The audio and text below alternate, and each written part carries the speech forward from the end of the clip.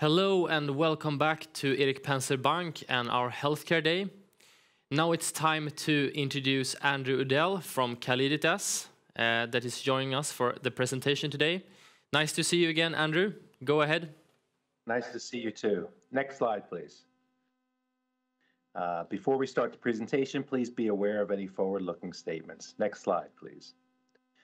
Good afternoon, everyone. My name is Andy Udell, and I'm the president of Calliditas North America. Calliditas Therapeutics is a commercial-stage biopharma company focused on novel treatments and orphan indications. Headquartered in Stockholm, our initial focus is on renal and hepatic diseases with significant unmet needs. We have been the pioneers in immunoglobulin A nephropathy, IgAN, as exemplified in both our 150-person phase 2b study which was published in The Lancet in 2017, and the top-line data from the ongoing phase 3 NefIgArd trial, which we reported in November 2020. Both clinical trials met primary and key secondary endpoints. On December 15, 2021, our first commercial product, Tarpeo, delayed-release capsules, became the first and only FDA-approved drug in IgAN and was approved under accelerated approval to reduce proteinuria in adults with IgAN at risk of rapid disease progression, generally a UPCR of equal to or greater than 1.5 grams per gram. We continue to push forward in an effort to build an integrated orphan and nephrology-focused business through in-licensing or acquisition of product candidates.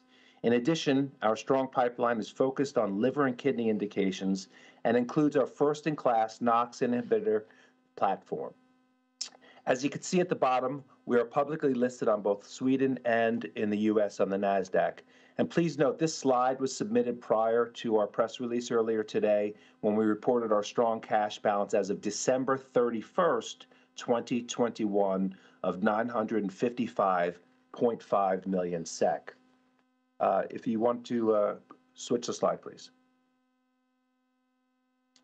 Yeah, this pipeline chart illustrates our first commercialized product in IgAN, and below the clinical trial programs with our NOX inhibitor, Setanaxib, which I'll discuss later in the presentation. So you can go to the next slide. Okay, so let's begin with a little background on IgA nephropathy. IgAN is a large orphan disease with an estimated prevalence of 130 to 150,000 in the US and 200,000 in Europe. A significantly higher prevalence of IgAN has been observed in Asia, including in Greater China, where it has historically been the leading cause of end-stage renal disease. While the exact origin of the disease is unknown, genetic predisposition is required, but is not sufficient. So it is possible that environmental, dietary, bacterial factors, or all the above play a role. More than 50% of patients diagnosed with IgAN are at risk of developing end-stage renal disease within 10 to 20 years. This results in dialysis or a kidney transplant as the only treatments. In addition, elevated levels of proteinuria have been correlated to disease progression and worsening outcomes, as demonstrated in the graph that you can see here in the middle of the slide. Next slide. An accepted theory as to the pathophysiology of the disease is that it originates in the ileum with the Peyer's patches and the production of secretory IgA antibodies. IgA antibodies play a key role in the immune system, protecting the body from foreign substances such as food-derived factors, bacteria, and viruses. In patients with IgAN, these antibodies are found in the circulation.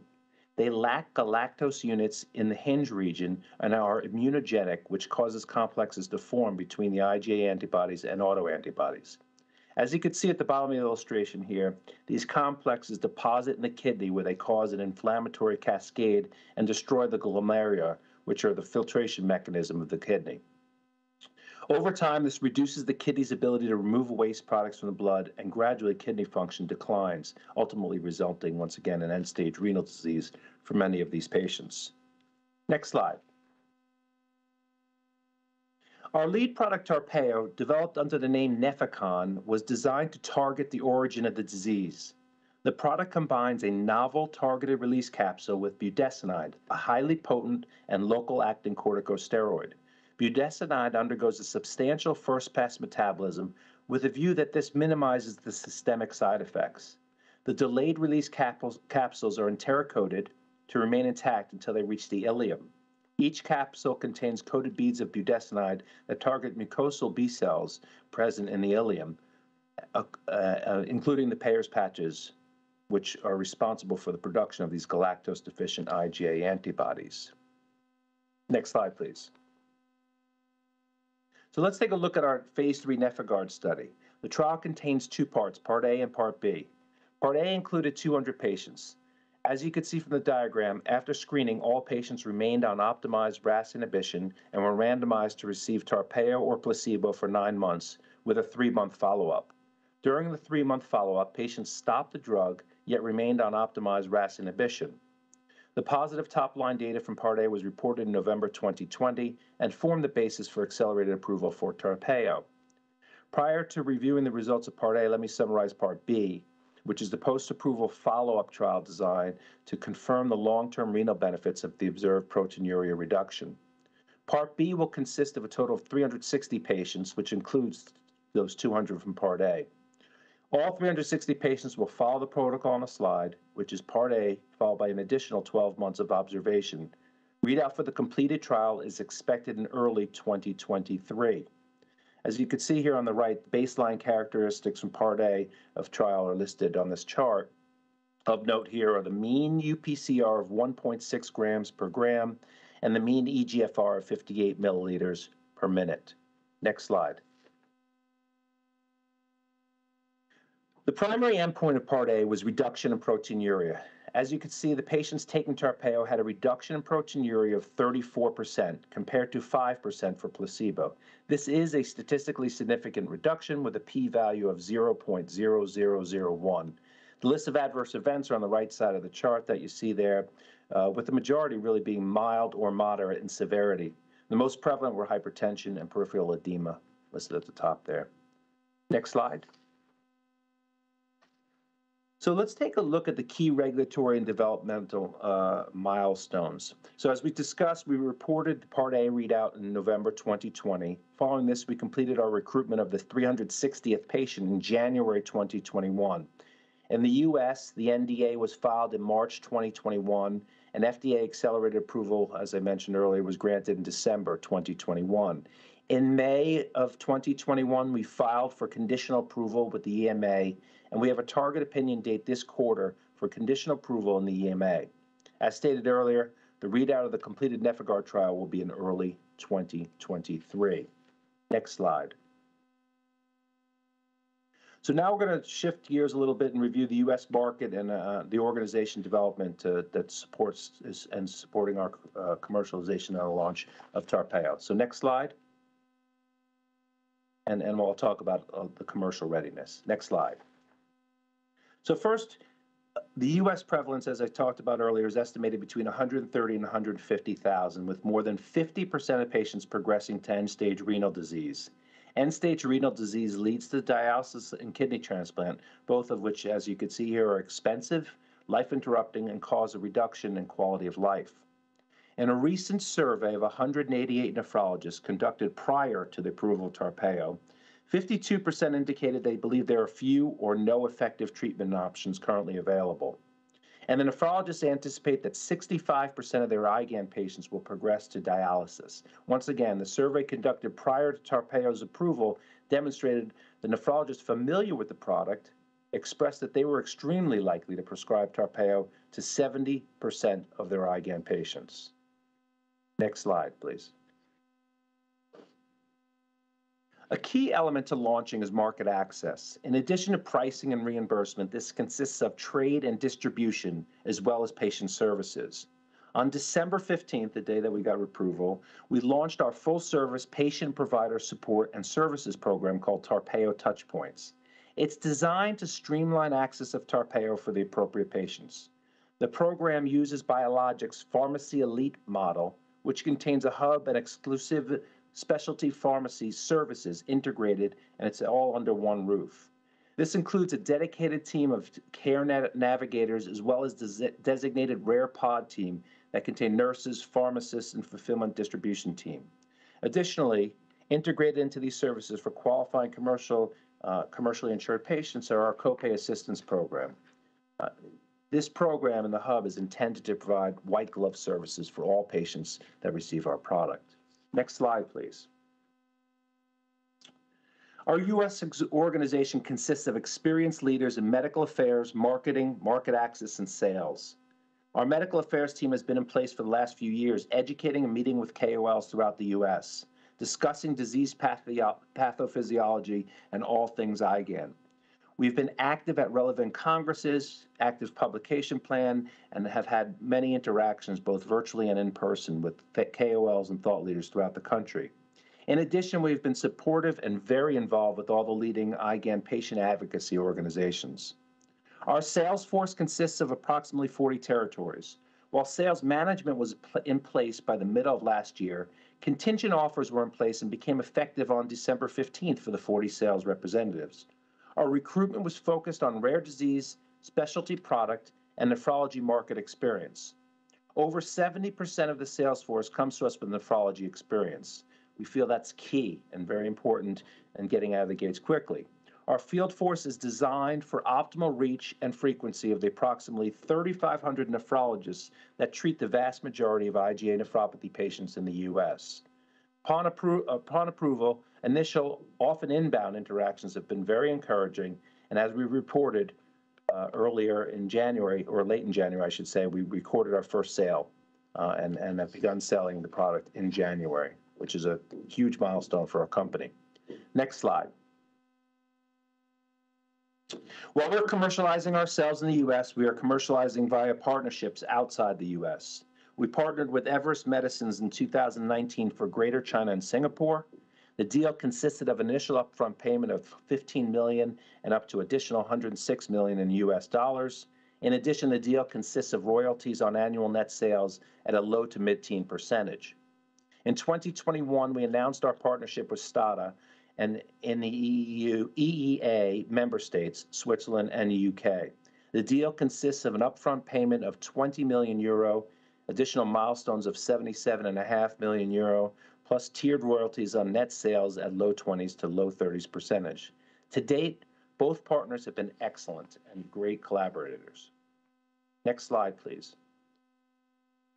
Okay. So now I'd like to turn to the company's NOX inhibitor platform and talk a little bit more detail about the science of NOX enzyme inhibitors and their applications in conditions where fibrosis plays a key role in the underlying pathophysiology.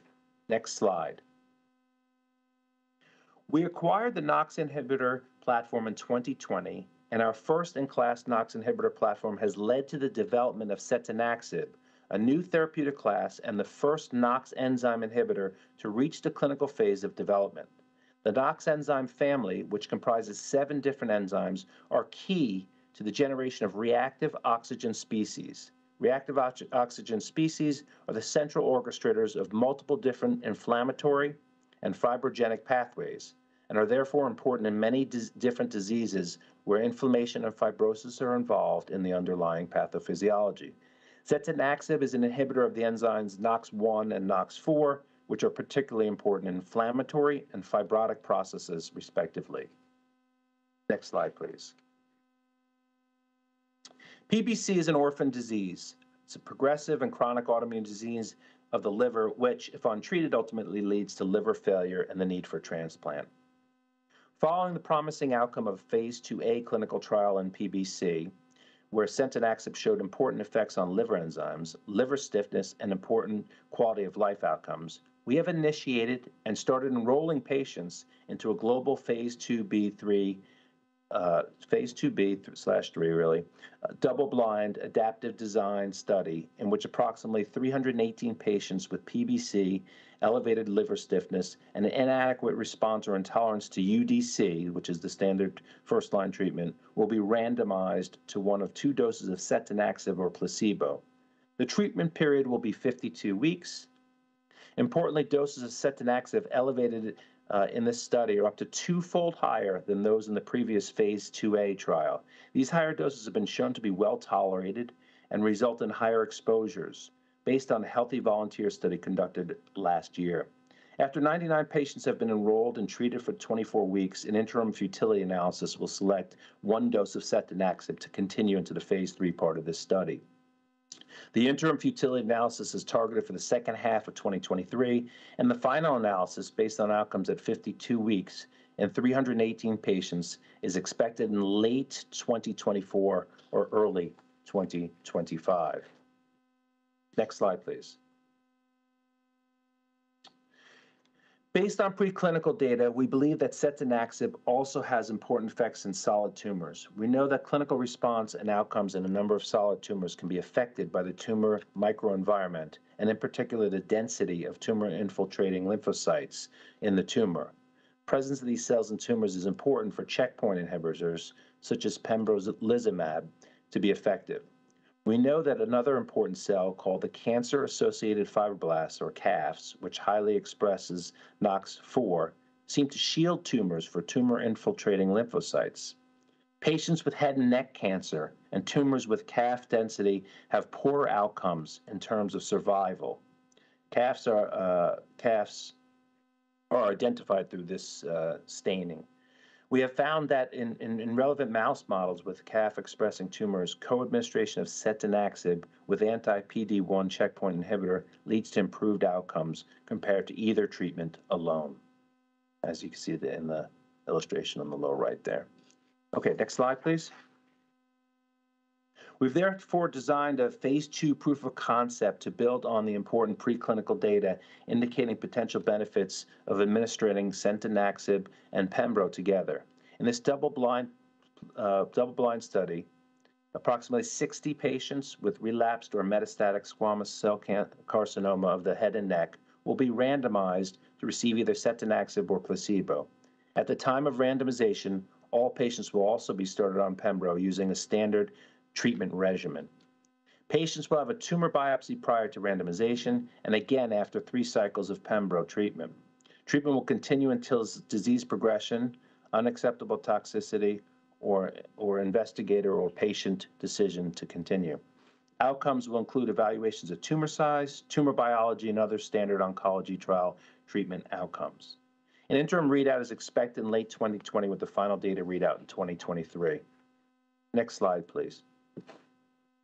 Before I conclude, I wanted to show you the summary again of both the recently accomplished and anticipated milestones in 2022 and 2023. The most significant upcoming milestone for Calliditas will be the EMA response to our regulatory filing and the potential launch in Europe if approved. If we go to the next slide. I guess I'll conclude maybe by just leaving this slide up, and Ludwig, if you want to, I'm happy to take questions.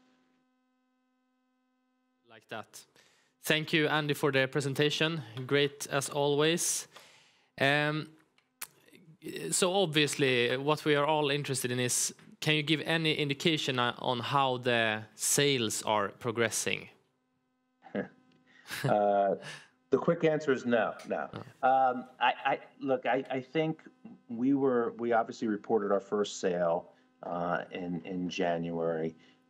We were very ready. It is a very eager and enthusiastic audience. As I mentioned earlier, the inbound communication, unsolicited, has really been super. It's been wonderful and very positive. So this is the first product indicated in this space, and from advocacy, patient groups to the physicians themselves, there's been just a great reaction. We had to get our sales force on board, trained and out, and it's just very early to provide anything of substance to you right now. Sorry. Yeah, makes sense. So obviously you're using a specialty pharma for Tarpeyo. Can you just explain to us the key differences between using a specialty pharma and a normal pharma, so to say? It's a good question. So if a product was for a general population or an extremely large population, you would have to put it in the supply chain. You'd want it on every pharmacy in every corner so that people can get a prescription from their physician and walk into a pharmacy who would stock the product. Obviously, this is an orphan disease, a rare disease, so it's a smaller population. It's also a specialty product that's only written by nephrologists. So what happens is here, every single patient, we did a lot of research on this, and we streamlined the trade and distribution to be the most exclusive or the shortest path possible with one specialty pharmacy. And so what happens now is every patient goes to that Tarpeo touch points that I showed you earlier with their prescription. It gets entered, they enter the system, and they really get white glove service. They get handheld through the benefits verification process. They get a call and they say, hey, your medicine's going to ship tomorrow. It's going to cost this. It's going to ship tomorrow. And then they get a call 10 days later, how are you tolerating the medication? Everything good? Okay. 28 days, your refill is being shipped to you tomorrow. You should get it at your door. So it's really, it provides you to do this hands-on white glove service because it's not a massive population that you're dealing with here, and obviously you don't want to waste having stocking 60,000, 70,000 pharmacies throughout the country when you have a population this size. All right, yeah, that's interesting. And in terms of Q1 now, the first quarter that you're gonna report product sales. Can we expect some kind of inventory effect here, where you like sort of build up an inventory at the specialty pharmacy, or how should we think here? So it's not so similar to. I'll answer that similarly to the last question at the beginning, meaning if we had to stock, tens of thousands of pharmacies, then you're selling a lot of product. They take it on hand. This is one pharmacy, and everything's pretty streamlined. So there's not a lot of fluff. There's not a lot of product sitting in warehouses and things like that. We have enough to cover certainly what we anticipate for sales, and so you're not going to. It's going to be pretty close to actual demand, is what I'm trying to get at. Yeah. Okay. Understand. And we got a question from the audience that was wondering about the regulatory process in Europe, and if you expect a opinion date now in March. We do. We still think we're on track for having in the first quarter is the quick answer from CHMP. We think by the end of this quarter, yeah. Yeah, okay. So you had, because in January you had a meeting where you answered outstanding questions, right? Yes, and I think there's been, a second round of that questions, and I think we're still, my understanding is everything is on track for that timing still. Is what we're anticipating. Perfect. And just out of curiosity, have you looked at a recently approved drug called Lupkynis? And if you have, do you see any similarities between Lupkynis and Tarpeo? So it's funny, that kind of popped on the radar screen. That was approved in January of 2021. So almost exactly a year, a little bit less than a year ago. We do look at that. It first started cropping up a lot in our research with payers, and they started pinning us because when you're looking at an orphan disease and a first in class, the payers in particular, they're wondering what to compare it to. They have no price benchmark for some of the stuff. As they start to learn about the disease, that's when they see the burden of the disease, and they start to define the value based on this and the clinical, economic, and societal benefits. But we did start hearing it pop up there. That was the first instance of that, and so we do get cited for it. I mean, it is treated by nephrologists also, and so we do hear that every now and then. There are definitely some similarities, I guess, but somewhat of a similar patient population size. But we shall see. Yeah. How the results are. Okay. Yeah, it's just interesting to hear your perspective. And then I was wondering about the part B here. Maybe it's hard for you to answer this, but how confident are you that we will indeed read out positively in part B? What factors do you think speaks in your favor of this? I think just data, meta-analysis, and data from that has been looked at over time, and the impacts and the results that we've seen for the 9 months. I find it all very encouraging. I would be surprised if anything different happened over that period of time. I think it's just, once again, these are observational. It's an observational period, and so it's showing how long and effective the product will be over the next 15 months after they stop taking the product. But I remain confident that the results will be strong. Yeah, great. And one last question from me here, Andy. Maybe you touched on it, but then I missed it. The oncology studies for Setanaxib, when can we expect some news from there? I think that the best I'll say here is, if you could, well, I could just look at, we think that in 20, we're going to initiate the proof of concept in 22 here. So I think that we're going to look at the very end of this year, or 2023, we'll start to get the readouts. We'll get an interim readout of this proof of concept prior to the end of this year, I think. And then the final readout of this study will be next year, at some point in 2023. Okay, great. Thank you for that, and thank you for attending today. Thank you. Appreciate it. Thanks. Bye. Bye-bye.